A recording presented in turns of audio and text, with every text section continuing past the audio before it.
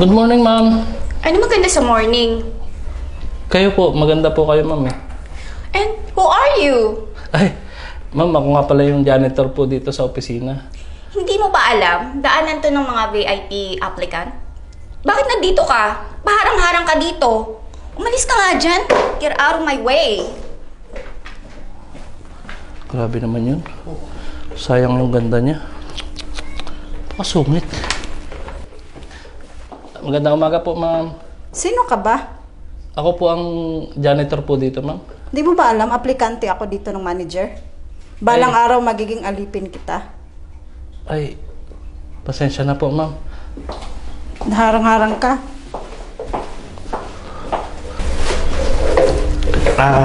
Sir, Ay, good sir. afternoon po.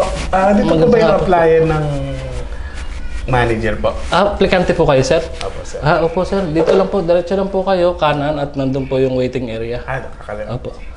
Thank you po, sir. Sige po. Good luck, sir. Good luck. Mabuti pa yun kahit mukhang gusgusin, magalang. Saan ka pala nag-graduate? Graduate ako sa kilalang university. At cum laude ako. Oh naman. You know what? Ako, graduate lang naman ako sa pinakamalaking university sa lugar namin. Tsaka you Tingnan know na lang what? natin mamaya sa interview. Okay. And you know what? Actually, scholar nila ako. Kasi, hindi lang matalino. Athlete pa nila ako. Well, mababawi din yan sa pleasing personality mamaya. Uy, sino to? Di ba siya yung nandun kanina sa labas? Mukhang napaka-unhealthy niya, no?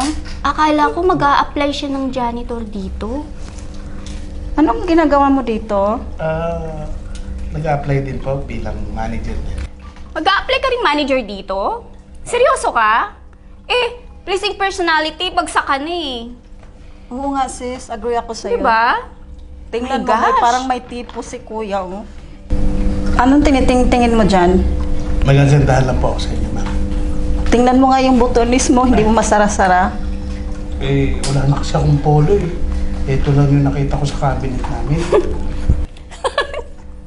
Kuya, ano po ang ginagawa niyo dito? Na nga, nag-apply din. Hindi halata sa forma mo. Wala bang plansa sa inyo? Wala nga eh. Ito lang polong nakita ko sa cabinet namin. Mukhang Alam mo for sa- sure, hindi ka matatanggap dito. Bakit naman? Tingnan mo nga itsura mo. Ano bang natapos mo? Tapos, ano lang, high school graduate lang ako eh. Kasi after noon, nagtrabaho na ako. Hanggang ngayon. Ako kasi graduate ako. At saka ang beauty ko pang marketing talaga. Wow. And ako din. For sure ako matatanggap dito. Well, tingnan na lang natin mamaya sa interview. Iwan Good ko lang luck. sa isa dito. Tingnan mo naman ang tsura niya, oh. Well, by the way, sana matanggap ka.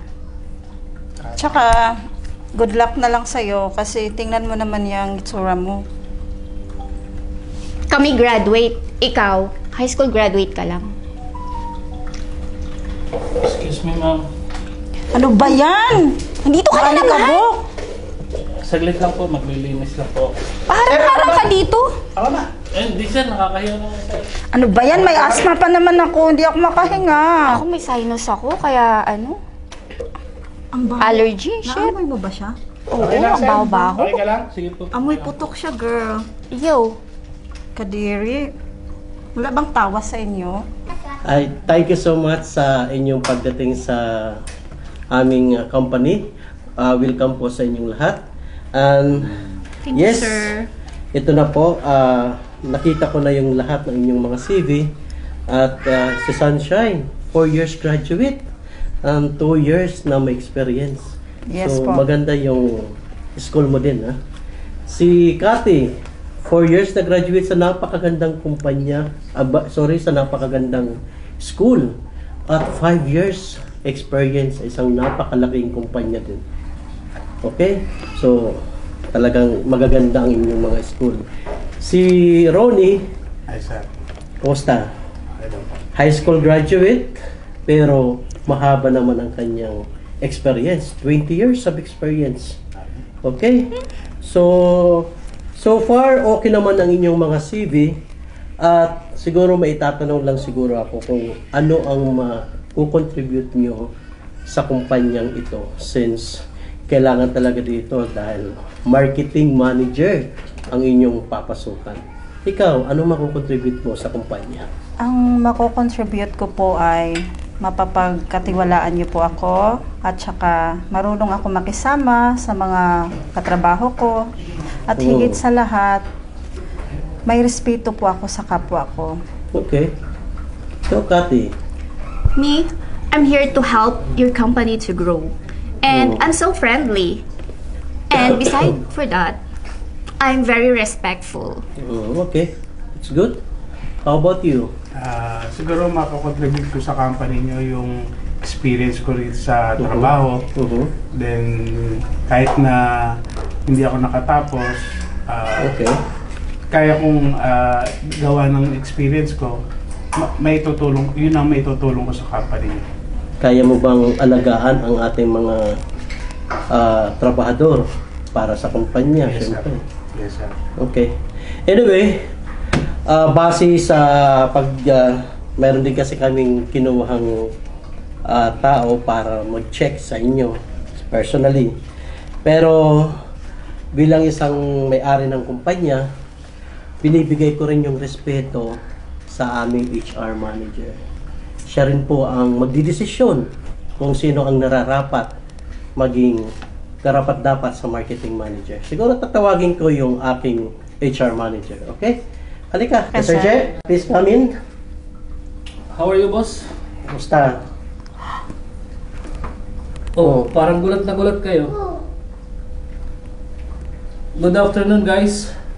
My name is Jeffrey Pariñas. I am the HR manager of Aguila Corporation.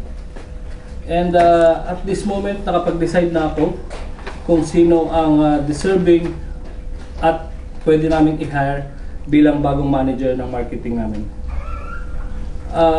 But let me clarify about this. Miss Sunshine, do you remember your entrance?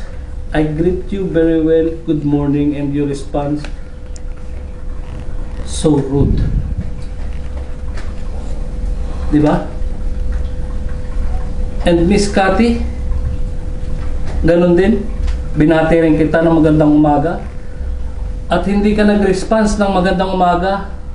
Nilait-lait mo pa ang pagkatao ko bilang janitor at sinipa mo pa ang aking dustpan. I would like to congratulate Mr. Ronnie. Yes, sir. Thank you, sir. You're hired. Wow, congrats! Siya ang deserve na maging bagong marketing manager natin, boss.